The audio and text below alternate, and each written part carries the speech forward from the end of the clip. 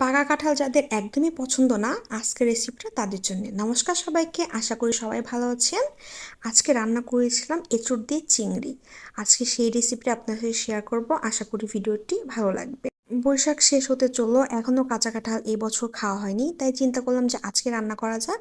তো গাছ থেকে কাঁচা একটা কাঁঠাল কেটে নিয়েছি, খুব বেশি বড় না, মোটামুটি ছোট সাইজের একটা কেটে নিয়েছি। কাঁচা কাঁঠাল কাটার সময় কিন্তু অবশ্যই হাতে তেল মেখে নিতে হবে, না হলে সব আঠা হাতের মধ্যে লেগে যাবে। তো প্রথমে আমি কাঁঠালগুলো ছিলে নিয়েছি খোসাটা, এরপর এরকম ছোট ছোট টুকরো করে কেটে নেব। তারপর হলুদ দিয়ে ভালোভাবে ধুয়ে নিয়েছি আর সিদ্ধ করে নিয়েছিলাম আগে। এরপর কড়াইতে তেল গরম করে জিরে, শুকনো লঙ্কা, তেজপাতা ফোড়ন দিয়েছি। এরপর চিংড়ি মাছ দিয়ে দেবো নুন হলুদ মাখিয়ে। এরপর মশলা সবকিছু দিয়ে দিয়েছি। এখানে দিয়েছি একটা চামচ জিরে বাটা, একটা চামচ শুকনো লঙ্কার গুঁড়ো, একটা চামচ হলুদ গুঁড়ো, পরিমাণ মতো লবণ দিয়ে মশলাটা খুব ভালোভাবে কষিয়ে নিয়েছি। আগে থেকে যে কাঁঠালটা সিদ্ধ করে রেখেছিলাম, এখন সেটা দিয়ে খুব ভালোভাবে মিশিয়ে নিতে হবে। আর এটা দিয়ে আমি বেশ ভালো করে কষিয়ে নিয়েছি। কয়েকটা কাঁচা লঙ্কাও দিয়ে দেবো।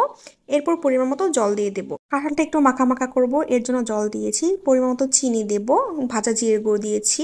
আর সবশেষে দেবো গরম মশলা বাটা, দিয়ে নামিয়ে নেব। আর এখন কিন্তু জলটা অনেকটাই কমে গেছে, একটু মাখা মাখাও হয়ে গেছে। ভিডিওটি ভালো লাগলে আমার পেজে লাইক ফলো করবেন। ধন্যবাদ সবাইকে।